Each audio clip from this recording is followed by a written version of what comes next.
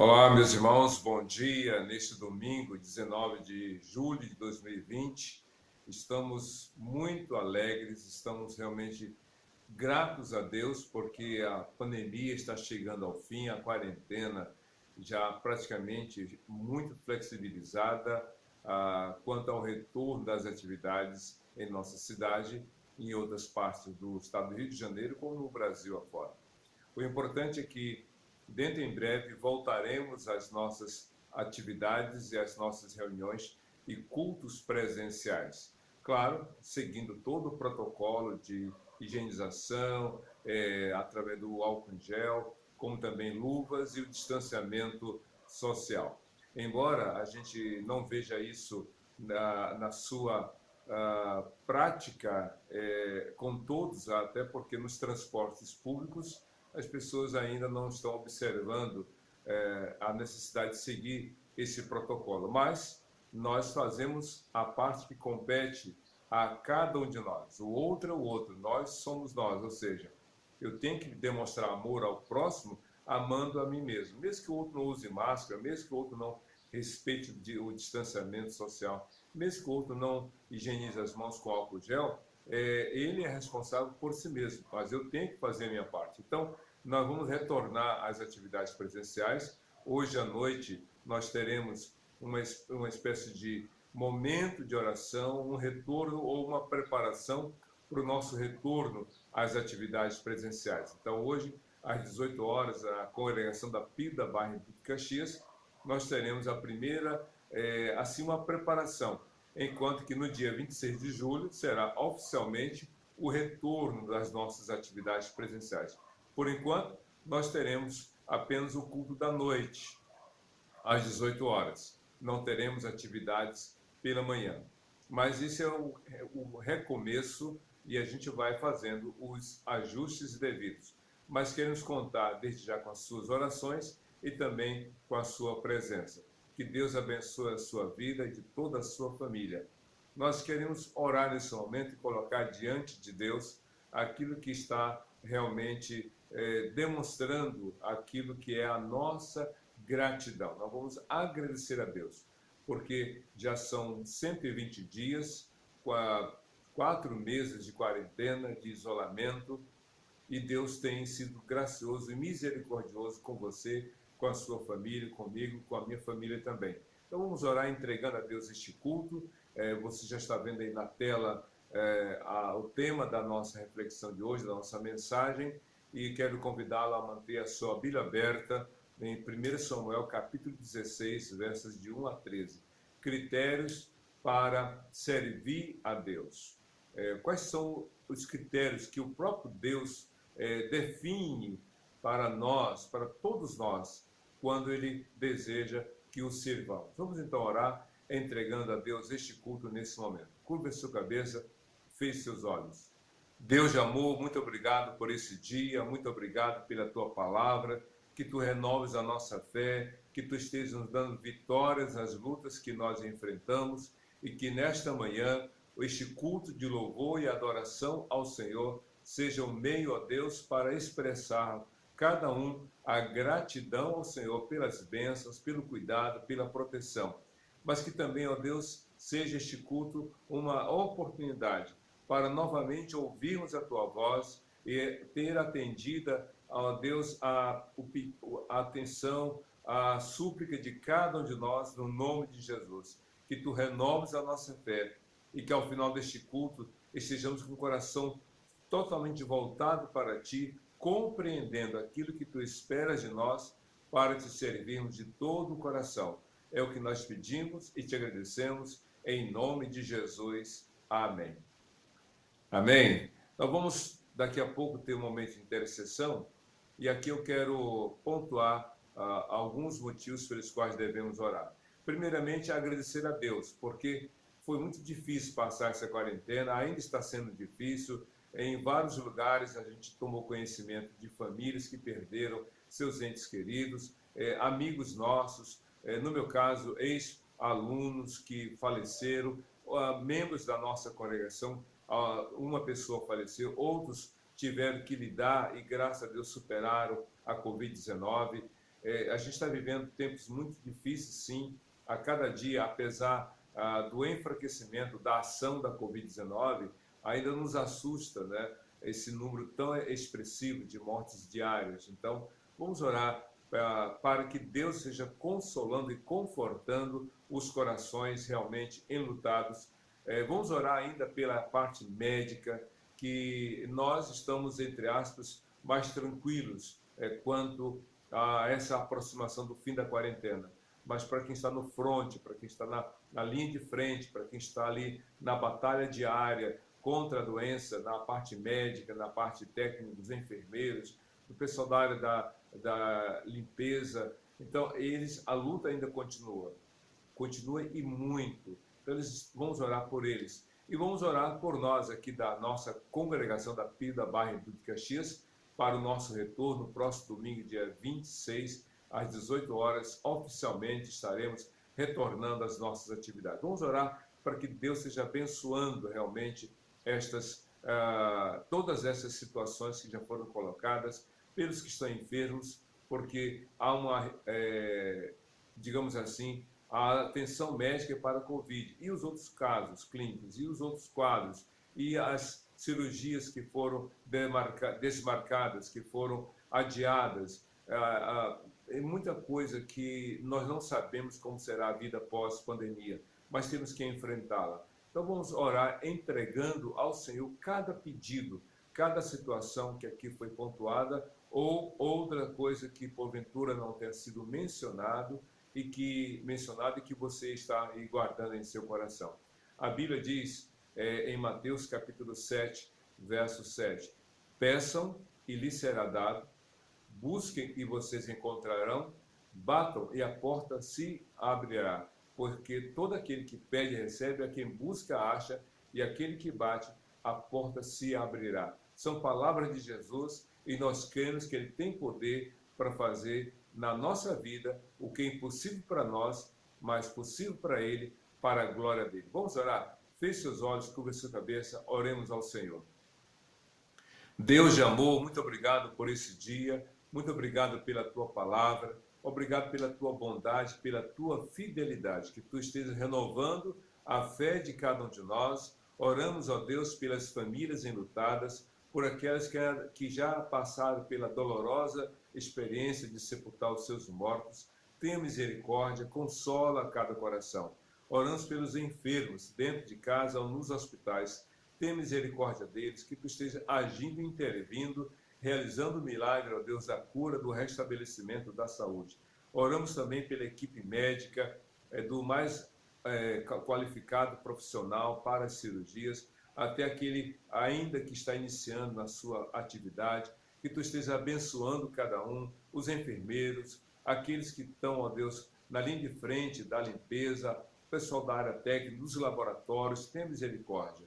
Oramos também, ó Deus, por nós aqui da nossa congregação, da PIB da Barra em Duque de Caxias, que Tu nos abençoes, que Tu nos dês a alegria de voltar a Te servir nesse espaço reservado, não somente por nós, mas oramos pelas demais igrejas que estão voltando às atividades presenciais, que haja fome e sede da Tua palavra, que haja, ó Deus, uma alegria no coração por poder retornar às atividades presenciais. Glorifique o Teu nome, renova a força de cada líder, de cada pastor, daqueles que têm a responsabilidade de conduzir o rebanho do Senhor. Guarda, ó Deus, e nos dê vitórias, pois oramos assim, gratos por tudo, no precioso nome de Jesus. Amém e amém. Vamos ter uma mensagem musical. Você sabe que o nosso culto, a música é importante, não apenas para cumprir uma agenda ou fazer parte de uma ordem de culto, mas é uma oportunidade de expressar louvor e adoração ao Senhor. Louve e adore ao Senhor com a música que você irá ver. Se você a conhece, cante. Se não, medite na letra e adore ao Senhor, pedindo a Deus que prepare o seu coração para a mensagem que virá logo em seguida. Que Deus te abençoe.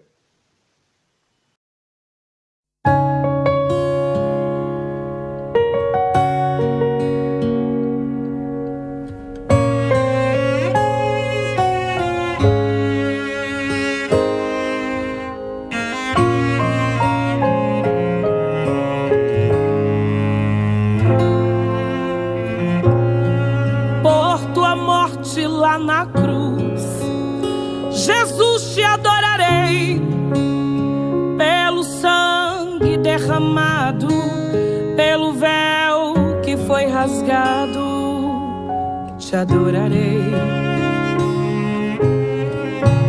Pelo privilégio de aqui estar, poder soltar a minha voz e te louvar, por sentir aqui a tua presença, pela total certeza da tua existência, te adorarei.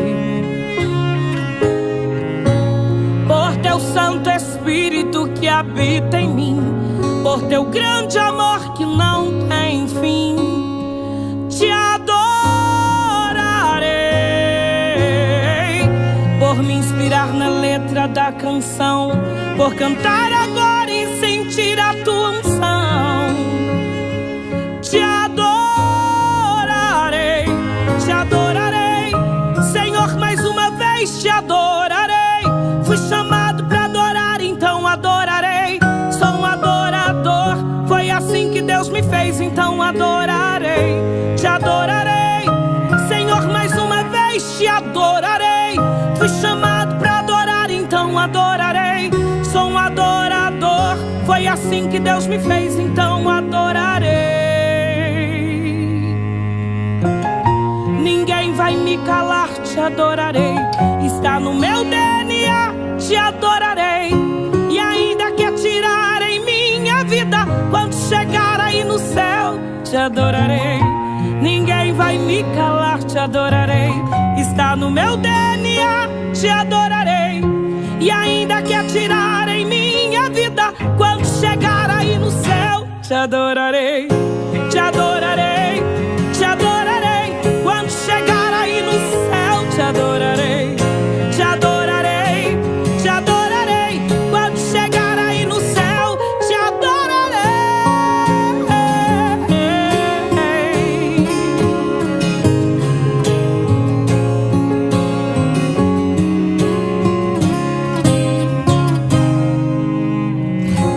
Por teu Santo Espírito que habita em mim, por teu grande amor que não tem fim, te adorarei. Por me inspirar na letra da canção, por cantar agora e sentir tua unção, te adorarei,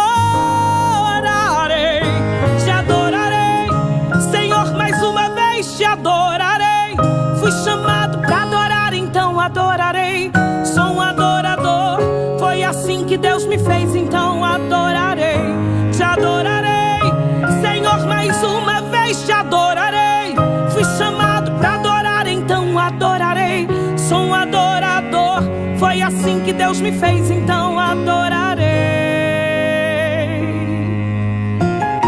Ninguém vai me calar, te adorarei. Está no meu DNA, te adorarei. E ainda que atirarem minha vida, quando chegar aí no céu, te adorarei.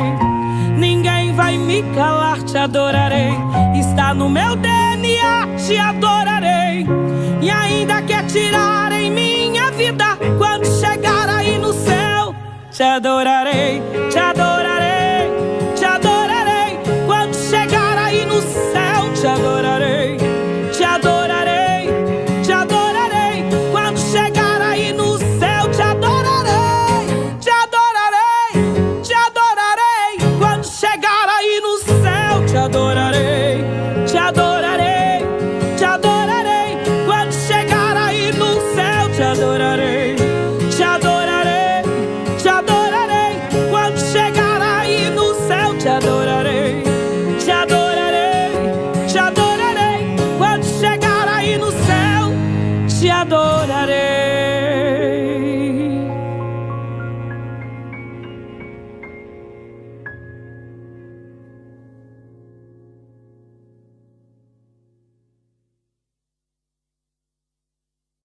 Muito bem, Deus certamente falou ao seu coração pela palavra, pela mensagem musical que você pôde contemplar. Agora vamos ter o momento da reflexão. Mas antes de partirmos para esse texto, quero lembrar você que contamos com a sua colaboração, com a sua participação contribuindo para a obra aqui da nossa congregação. Aí estão as informações bancárias: Banco Itaú, agência 9165, conta corrente 26152-1. Vou repetir: Banco Itaú, agência 9165, conta corrente 26152, dígito 1. Então, que você colabore, você que é membro da congregação, com o dízimo, com as ofertas, e você que queira contribuir também, faça o depósito, transferência bancária. Que Deus te abençoe. Agora vamos então meditar na palavra de Deus. Eu quero convidá-lo a abrir sua Bíblia ou ligar seu smartphone. Hoje temos vários recursos além da Bíblia, no modo tradicional, no livro físico. Temos então a Bíblia online, que ou offline, que está no celular, ou a Bíblia em PDF, né, que é outro recurso. Além disso, tem os tablets, computadores. O importante é saber que a Bíblia está acessível a nós. Não há desculpas para não ter a palavra de Deus em suas mãos, porque de todos os modos Deus permite que ela chegue a você. Mas é preciso ler a palavra e pedir a Deus, pelo Espírito Santo, que Ele abra os seus olhos, os meus olhos, os nossos olhos, e que a gente, como diz lá o salmista no Salmo 119, verso 18, desvenda os meus olhos para que eu veja as maravilhas da tua lei. Que Deus abra os seus olhos enquanto lemos e meditamos a palavra dele. Vamos então ler primeiro livro de Samuel, capítulo 16, versos 1 ao 13º, diz assim a palavra de Deus. O Senhor disse a Samuel: até quando você irá se entristecer por causa de Saul? Eu o rejeitei como rei de Israel. Encha um chifre com óleo e vá a Belém. Eu o enviarei a Jessé. Escolhi de seus filhos um de seus filhos para fazê-lo rei. Samuel, porém, disse: como poderei ir? Saul saberá disso e me matará. O Senhor disse: leve um novilho com você e diga que foi sacrificar ao Senhor. Convide Jessé para o sacrifício e eu lhe mostrarei o que fazer. Você irá ungir para mim aquele que eu indicar. Samuel fez o que o Senhor disse. Quando chegou a Belém, as autoridades da cidade foram encontrar-se com ele, tremendo de medo, e perguntaram: vens em paz? Respondeu Samuel: sim, venho em paz. Vim sacrificar ao Senhor. Consagrem-se e venham ao sacrifício comigo. Então ele consagrou Jessé e os filhos dele e os convidou para o sacrifício. Quando chegaram, Samuel viu Eliabe e pensou: com certeza é este que o Senhor quer ungir. O Senhor, contudo, disse a Samuel: não considere sua aparência, nem sua altura, pois eu o rejeitei. O Senhor não vê como o homem vê a aparência, mas o Senhor vê o coração. Então Jessé chamou Abinadab e o levou a Samuel. Ele, porém, disse: o Senhor também não escolheu este. Em seguida, Jessé levou Samar a Samuel, mas este disse: também não foi este que o Senhor escolheu. Jessé levou a Samuel 7 de seus filhos, mas Samuel lhe disse: o Senhor não escolheu nenhum deles. Então perguntou a Jessé: esses são todos os filhos que você tem? Jessé respondeu: ainda tenho o caçula, mas ele está cuidando das ovelhas. Samuel disse: traga-o aqui, não nos sentaremos para comer enquanto ele não chegar. Jessé mandou chamá-lo e ele veio. Ele era ruivo, de belos olhos e boa aparência. Então o Senhor disse a Samuel: é este, levante-se e unja-o. Samuel apanhou o chifre cheio de óleo e o ungiu na presença de seus irmãos. E a partir daquele dia, o Espírito do Senhor apoderou-se de Davi e Samuel voltou para Ramá. Essa leitura é muito conhecida, mas cada vez que lemos essa narrativa do processo da escolha de Davi como substituto do rei Saul, ficamos maravilhados pela riqueza de detalhes e por informações que muitas vezes não atentamos numa leitura rápida e superficial. A questão toda é o que aí a gente está colocando na tela. qualidades para servir a Deus. Se você já entendeu o contexto, eu creio que sim, o texto oferece essa razão pela qual a Bíblia diz que Samuel foi até Belém. Qual era o propósito, qual era a missão que Samuel havia recebido de Deus? Diz a Bíblia aqui no verso 1 de 1 Samuel capítulo 16. Só resumindo. Então, encha um chifre com óleo e vá a Belém. Eu o enviarei a Jessé. Escolhi um de seus filhos para fazê-lo rei. Então, havia uma missão grandiosíssima, uma missão de repercussão nacional, uma missão que teria, digamos assim, uma grande responsabilidade dada a Deus para Samuel, e que teria um efeito extraordinário na vida daquela pessoa que seria ungida, na vida da sua família, na vida da sua tribo, na vida de todas as 12 tribos de Israel. Eu quero que você vá escolher para mim um rei. Eu fico imaginando, escute bem, se você tivesse um grande empreendimento a fazer, se você tivesse uma missão muito extraordinária ou um propósito para ser cumprido, e você dependesse de uma pessoa, a escolha de uma pessoa, quais seriam os critérios para você escolher essa pessoa? Quais seriam, digamos assim, as qualidades que ela deveria ter para atender a esse propósito ou cumprir esse objetivo? Se você ler 1 Samuel capítulo 13, no verso 14, o próprio Samuel fala para o rei Saul algo muito forte. Eu vou ler aqui. Eu vou ler a partir do versículo 13. Disse Samuel: você agiu como tolo, desobedecendo ao mandamento que o Senhor, o seu Deus, lhe deu.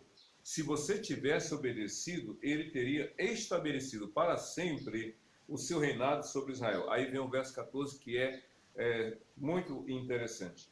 Mas agora o seu reinado não permanecerá. O Senhor, escute bem o que a Bíblia diz, o Senhor procurou um homem segundo o seu coração e o designou líder do seu povo, pois você não obedeceu ao mandamento do Senhor. Então, aqui já nessa passagem, Deus falou ao rei Saul que o Senhor já estava procurando um homem que viesse a substituir Saul naquela missão de rei, de reinar, de ser monarca, de conduzir o povo de Israel como um pastor conduz o seu rebanho. Então, diz a Bíblia que Samuel sabia que Deus já havia escolhido, mas Samuel não sabia quem. A palavra é muito clara. Deus escolheu um homem segundo o seu coração. Mas quem seria esse homem? Samuel não sabia. E aí, então, agora, numa outra ocasião, Samuel recebe a missão de ir até Belém, na casa de Jessé. E então, através dessa experiência que Jessé vivenciou com a ação de Samuel, fica evidente ali a forma de Deus agir. Quais são os critérios? Quais são as qualidades? Então, olhando para esse texto, para essa narrativa aqui, a gente descobre algumas coisas. O verso 7 do Salmo, de 1 Samuel capítulo 16, o verso 7, digamos assim, o texto áureo, ou seja, aquele texto que se destaca em toda a narrativa. Ele diz assim, 1 Samuel 16, versículo 7. O Senhor, contudo, disse a Samuel: não atente para a sua aparência, ou não considere sua aparência, nem sua altura, mas pois eu o rejeitei. O Senhor não vê como o homem vê a aparência, mas o Senhor vê o coração.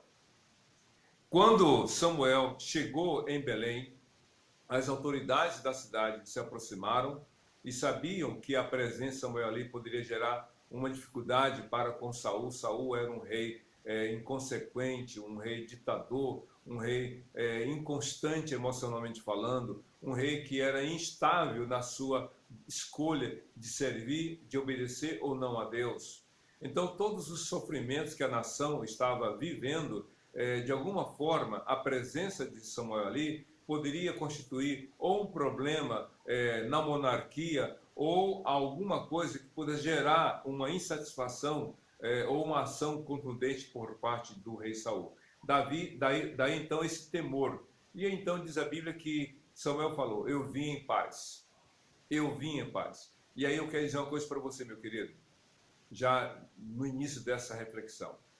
Você tem que ter paz quando você vai fazer a vontade de Deus.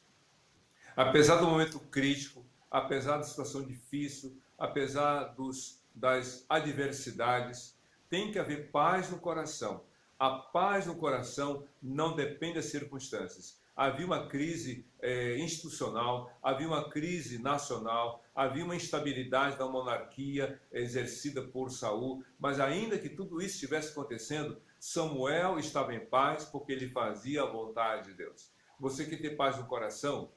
Você quer ter tranquilidade aí dentro? Então faça a vontade de Deus. Diz a Bíblia em Ezequiel capítulo 18, no final, que não há paz para o ímpio.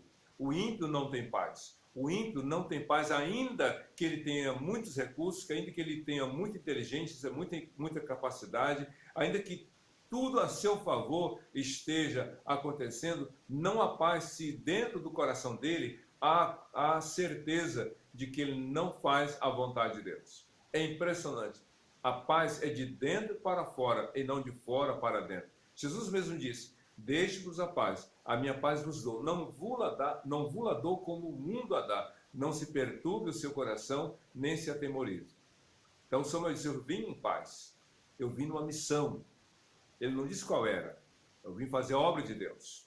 E, pois bem, então ele diz: eu vim sacrificar. E ele pede para que todos se consagrem, e ele pede a Jessé que se consagre e também aos seus filhos. Mas no coração de Samuel dizer: há alguém na casa de Jessé, há alguém da casa de Jessé, há alguém dos filhos de Jessé que será o escolhido, ou que já foi escolhido pelo Senhor.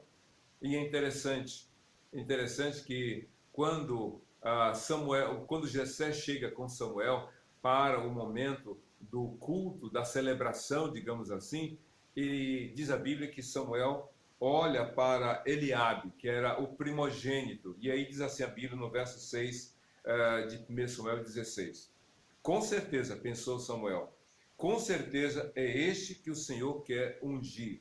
Por quê? Por que Saul, ou melhor, por que Samuel olhou para Eliabe, o primogênito de Jessé, e se impressionou, ou melhor, e concluiu: é este que o Senhor escolheu? Simplesmente por uma questão estética. O olhar de Samuel foi para aquilo que a escolha, digamos, o coração de Samuel foi pelo que ele viu. E um dos critérios, escute bem, um dos critérios que Deus usa, uma das qualidades que Deus observa, não é o que é aparente, não é a estética, mas é a ética. O que é estético? O estético é aquilo que é visível. Estético é aquilo que você vê de melhor, aquilo que aos olhos é extraordinário. E Deus fala aqui no verso 7 de 1 Samuel 16: não olhe para a sua estatura, ou melhor, não olhe para a sua aparência e nem para a sua estatura, ou a sua altura, nessa tradução. Samuel olhou para Eliabe e viu que ele era um jovem alto, talvez um dos mais altos dos filhos de Jessé. Mas ao mesmo tempo, além da altura, havia algo na aparência de Eliabe que se destacou diante dos outros irmãos, filhos de Jessé. E isso chamou a atenção de Samuel, pela aparência e pela altura. Nós, muitas vezes, nos impressionamos com o que vemos. Diante dos nossos olhos, o que está posto, isso nos chama a atenção, ou nos afasta ou nos atrai. Aquilo que é visível, aquilo que é estético, pode atrair ou pode afastar dependendo do que é considerado de valor quanto aos aspectos físicos. Quando Samuel olhou para Eliabe, atentou para a estética, mas Deus disse: não atente para a sua aparência e nem para a sua altura, porque, diz lá o texto, pois eu o rejeitei. Esse rejeitar aqui não é no sentido de condenar a pessoa, de dizer não quero nunca vê-la. Não é isso. Essa rejeição de Deus para com Eliabe não é uma questão da moral. Não era uma questão de que Eliabe tinha cometido alguma coisa que o inviabilizou para se tornar realmente dentro do projeto de Deus como propósito. Não é isso. É que quando Deus foi estabelecer os critérios para escolher alguém, diz a Bíblia que Eliabe não se encaixou. Samuel aprendeu uma grande lição com você e eu temos que aprender e praticá-la sempre. Não atente para a aparência. A aparência é a estética. Deus vê o que é ético, o coração. Deus olha para nós e vê não apenas o que os outros veem, porque diz o texto, porque eu não vejo como o Senhor não vê como o homem. O homem vê a aparência, mas o Senhor vê o coração. O coração, meu querido, aqui não é um órgão, você sabe disso. Mas é o que vai aí dentro. O que vai dentro do seu coração. É o que está aí dentro que pesa muito mais do que aquilo que as pessoas veem. Pode ser que as pessoas valorizem, e é de fato, elas valorizam realmente o que é estético. A Bíblia fala que Jezabel era uma mulher bonita. E talvez pela beleza que ela tinha, era uma mulher que usava essa beleza para fins escusos. A Bíblia diz que quando Jeú, ela já era viúva, quando Jeú se aproximou do palácio dela, ela sabendo que Jeú estava se aproximando, diz a Bíblia que ela se enfeitou, ela se pintou, usou os recursos estéticos da época, né? Sombra, supercílio e tudo mais, né? E tal. Ela se preparou e ficou na janela, talvez para seduzir Jeú.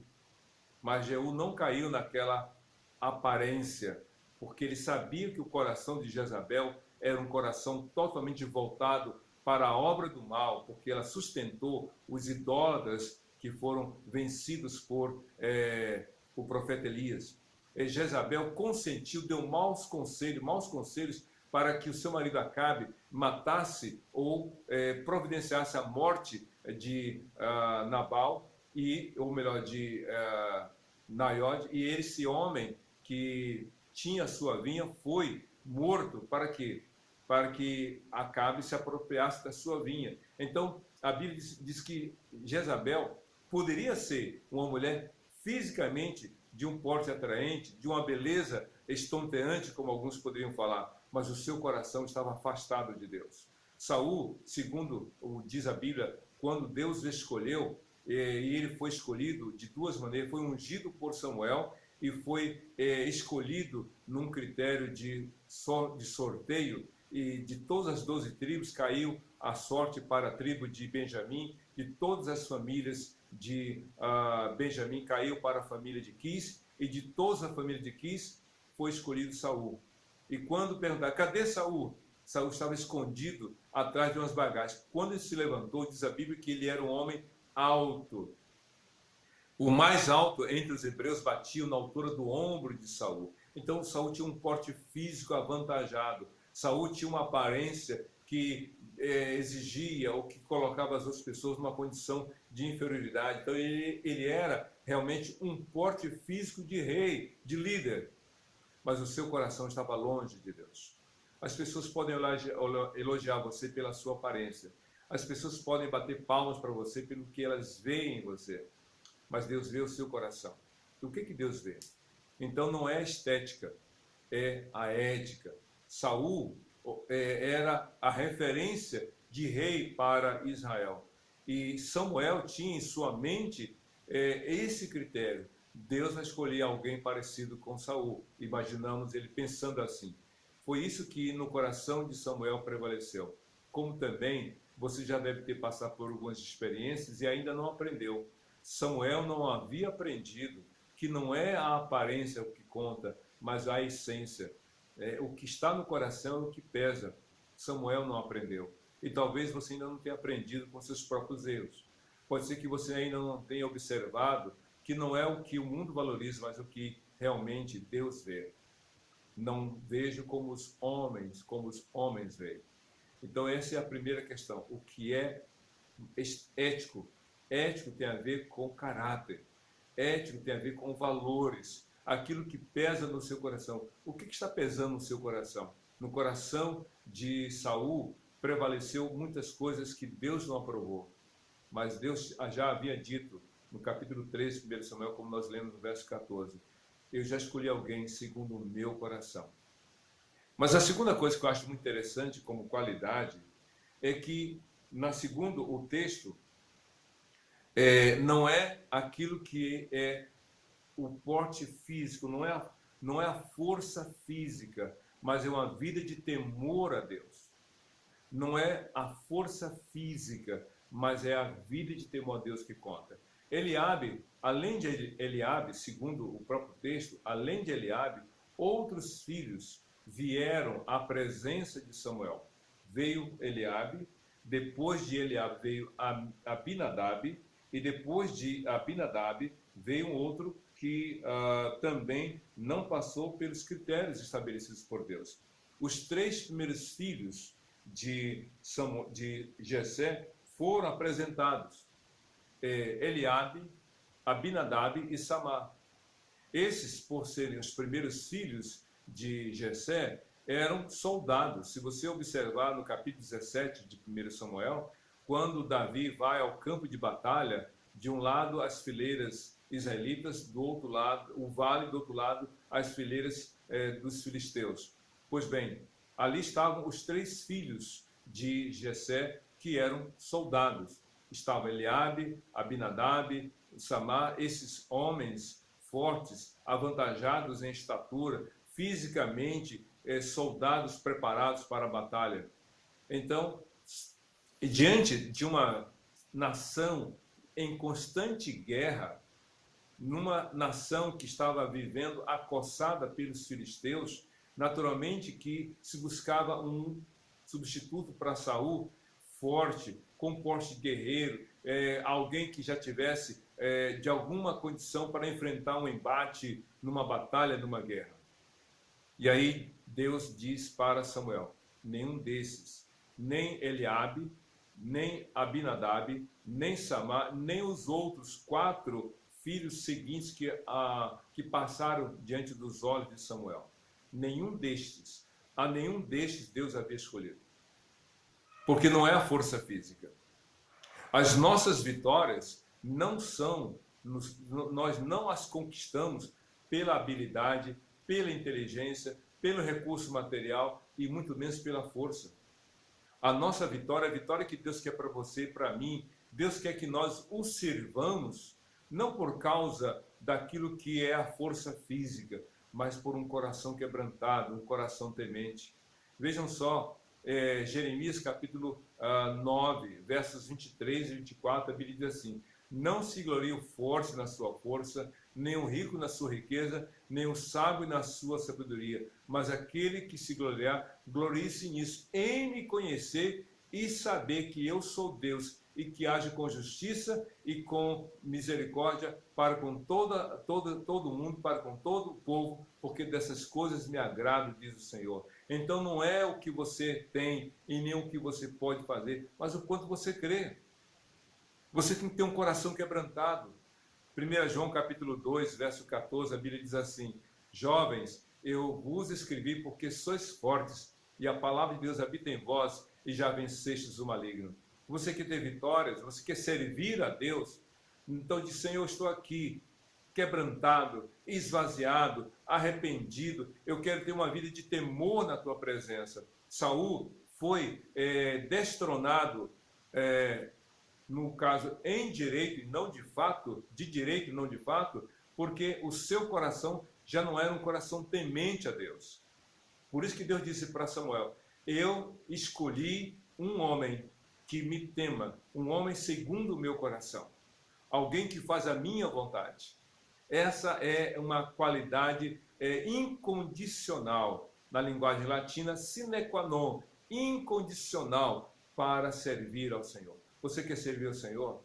Não é pelo que você tem, não é pelo que você sabe e nem pode fazer, mas sim o quanto você teme a Deus. Você teme a Deus. Outra coisa interessante que a gente pode observar como critério, né, como qualidade que Deus espera ter aquele que Ele chama para servi-lo, é um coração obediente. Isso mesmo, um coração obediente ao Senhor. Um coração obediente. Se você ler aqui no verso 11, diante dessa constatação, eu vou lhe dizer assim: então perguntou a Jessé, Samuel perguntou, estes são todos os filhos que você tem? A conta não batia. Como assim não batia?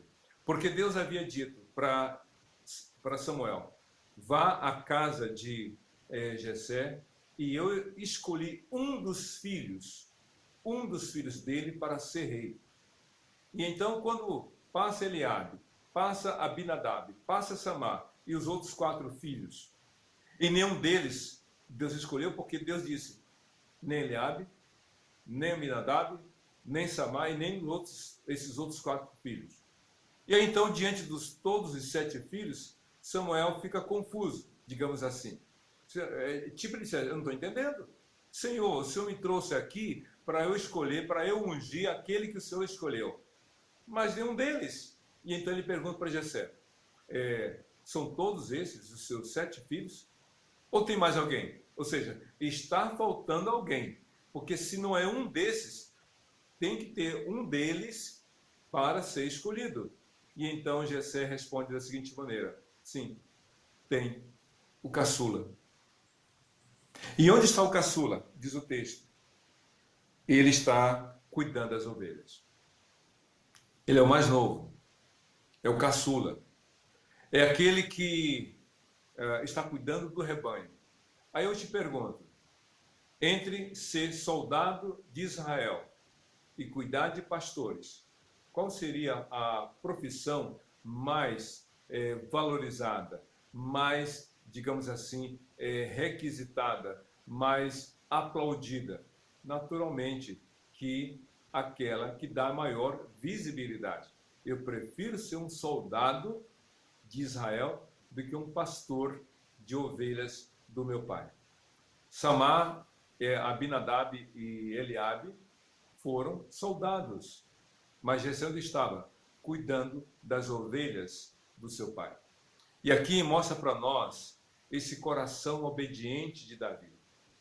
Davi era um homem, ainda que adolescente, entrando para a juventude, era um jovem obediente a seu pai. Ele poderia ter dito, mas eu sou o mais novo, por que não coloco o mais velho? Ele poderia ter batido boca com os irmãos, vá você e cada um de vocês. Não, ele era um filho obediente. E esse é um critério muito importante. Muitas vezes, e é natural, que damos importância ao que o mundo dá importância. Muitas vezes, valorizamos o que o mundo valoriza. Muitas vezes, aplaudimos o que o mundo aplaude. Muitas vezes, exaltamos o que o mundo exalta. Samuel ficou surpreso. Primeiro que nenhum dos 7, e ainda disse, ele ouviu de Jessé. Só tem um agora, só falta um, e esse um que falta é Jessé. Cadê ele? Está cuidando das minhas ovelhas. E aí Samuel fala uma coisa muito interessante. Ninguém senta nessa mesa, não haverá celebração enquanto Davi não chegar. Eu fico imaginando Eliabe, Abinadab, Samar e os outros 4 filhos, ou seja, no total, os 7 filhos de Jessé, cruzando os braços assim, como assim? Como é que o tampinha, o caçula, o menor da casa, como a gente ouve a canção, está embarreirando aqui esse negócio? Por que ninguém vai comer sem que Davi chegue? Davi é o caçula, é o menos valorizado, é o que faz o trabalho que ninguém nem vê nem valoriza. Olha só, Pode ser que as pessoas não valorizem o que você faz para Deus, mas saiba que Deus valoriza. Davi estava cuidando do rebanho do seu pai. Ainda que outros não dessem valor e nem vissem, Deus o via. Então, ainda que outros não ouçam as suas orações, Deus ouve. Ainda que outros não vejam você cultuando a Deus, que Deus veja. Ainda que outros não vejam você lendo a Bíblia, que Deus veja você lendo e orando ao Senhor. Lendo a palavra e orando ao Senhor. É interessante, o caçula, o menor, ele está cuidando do rebanho. E aí, quando Davi chega, diz a Bíblia, a constatação. Veja só, no versículo 12 de 1 Samuel, capítulo 16. Jessé mandou chamá-lo e ele veio. Ele era ruivo, talvez, não se sabe, mas a gente sabe que os ruivos têm uma questão genética que os identifica. Existe até uma associação mundial de ruivos. Há um festival só de ruivos, muito interessante. Davi era ruivo, de belos olhos e de boa aparência, em outra tradução, de gentil aspecto. Ou seja, Davi era uma pessoa que não poria medo em ninguém. Lá vem Davi, corre, para quê? É um tampinha, é o caçula. Enquanto que Saul, ao chegar, já colocava medo em todo mundo, Davi Davi chegou, deixa. Pois bem, ele não iria pôr medo em ninguém. E é por isso que poucas pessoas davam valor a Davi. Seus irmãos não o valorizavam. Seu pai mandava ele cuidar do rebanho.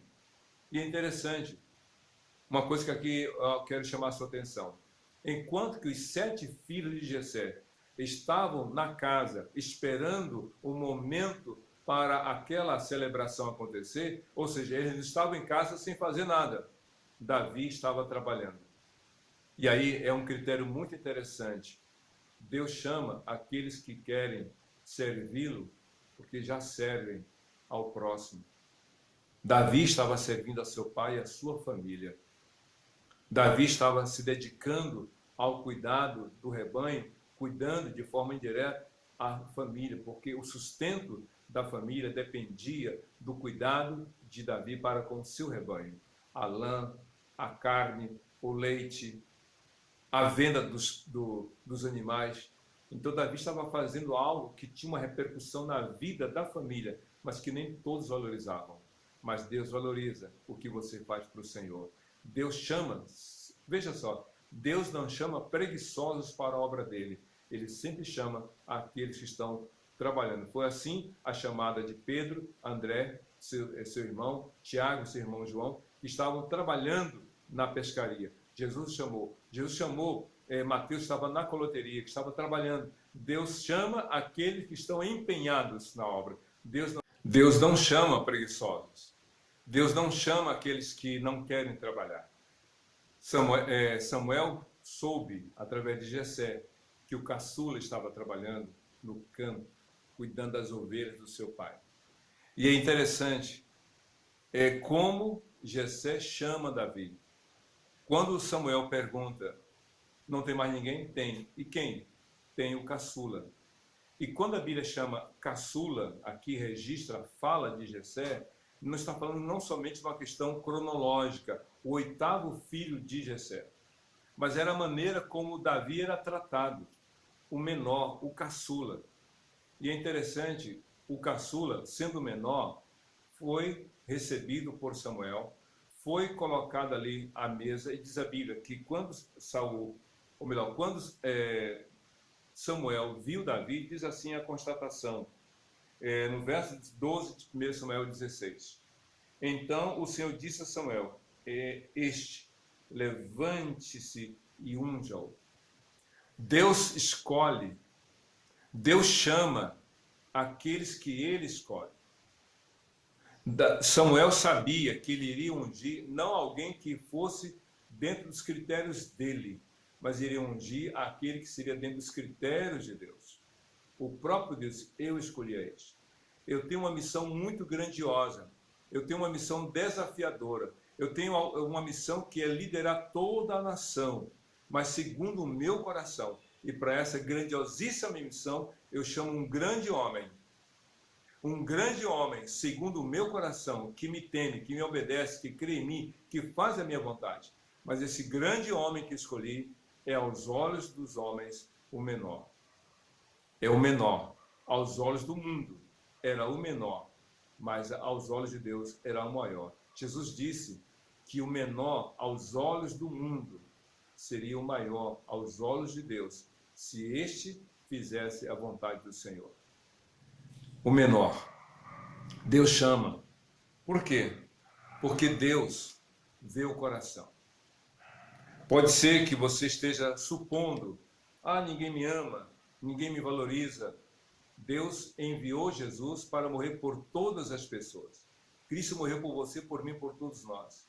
Ele quer que você faça parte do projeto dele, o projeto de lançar a mensagem ao mundo, o projeto de comunicar o amor de Deus ao mundo. Vejam o que o apóstolo Paulo diz lá em 1 Coríntios capítulo 1, no verso 26. Irmãos, pensem no que vocês eram quando foram chamados. Poucos eram sábios, segundo os padrões humanos. Poucos eram poderosos, poucos eram de nobre nascimento. Mas Deus escolheu o que para o mundo era loucura, para envergonhar os sábios. E escolheu o que para o mundo era fraqueza, para envergonhar o que é forte. Ele escolheu o que para o mundo era insignificante e desprezado, e o que não era nada, para reduzir a nada o que é, a fim de que ninguém se glorie diante dele. É por isso que Deus surpreende. Davi foi ungido rei. Eu fico imaginando Samuel coçando a barba, eu fico imaginando, passando longe desse, meu Deus, para ser rei em Israel, o Senhor escolheu o caçula, o menor da casa de Davi. Eu fico imaginando, a Bíblia não fala disso, é só uma suposição minha. Mas como Samuel era um homem obediente a Deus, é esse que o Senhor escolheu, então eu vou ungí-lo. E diante de toda a casa, diante do pai, da mãe e dos seus irmãos, Davi foi ungido rei. Porque o que Deus espera como qualidade é que o homem seja ético, que tenha valor e caráter diante de Deus, que tenha um coração obediente, que tenha um coração submisso e que se disponha a fazer a obra de Deus. A Bíblia diz em 1 Samuel 16, versículo 13, que daquele momento em diante, o Espírito de Deus passou a agir na vida de Davi. Ninguém pode agir no propósito de Deus se não for direcionado pelo próprio Deus, se não for dirigido pelo Espírito Santo de Deus. Davi só foi rei porque ele foi obediente a Deus, porque ele creu em Deus e se submeteu realmente à obra do Senhor. Deus tem grandes projetos para este mundo. Através do seu Filho Jesus, ele iniciou esse projeto e está concluído esse projeto. Cristo veio, nasceu, viveu e morreu e ao terceiro dia ressuscitou. Agora cabe a cada um de nós compartilhar essa mensagem. Esse é o maior desafio para o mundo de hoje, levar esperança ao mundo sem esperança, levar amor ao mundo sem amor, levar paz ao mundo sem paz, levar ao mundo a mensagem de perdão e de salvação em Cristo Jesus.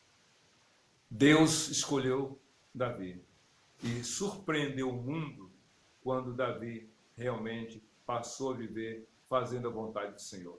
Então, meu querido, minha querida, que Deus te abençoe e que você diga de todo o seu coração, Senhor, eu me quebranto, eu me submeto, eu quero fazer a tua vontade, eu quero fazer o teu querer, ainda que outros não vejam, nem reconheçam, eu quero viver a tua vontade, servindo ao Senhor. É interessante, como diz lá, segunda carta de Paulo aos Coríntios, capítulo 8, versículo 5, porque eu vou até ler para não falar de forma equivocada. Segunda carta de Paulo aos Coríntios, capítulo 8, versículo 5, diz assim: e não somente fizeram como esperávamos, mas entregaram-se primeiramente ao Senhor e depois a nós pela vontade do Senhor.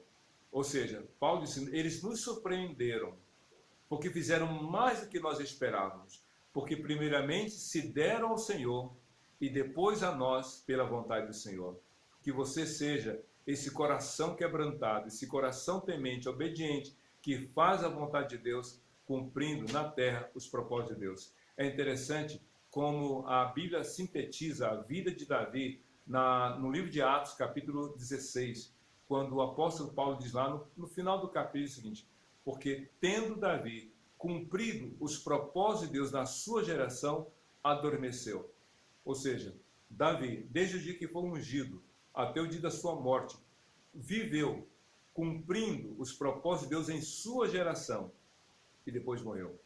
Enquanto viveu, Davi fez a vontade de Deus. Que você, enquanto vida tem, faça a vontade de Deus, servindo para a glória do Senhor, hoje para todos sempre. Amém e amém. Vamos orar? Deus, muito obrigado por esse dia, pela tua palavra, que tu renoves a nossa fé e nos dê a alegria de te servir, fazer a tua vontade em Cristo Jesus. É o que nós pedimos e já te agradecemos em nome de Jesus. Amém. Que Deus te abençoe. Amém.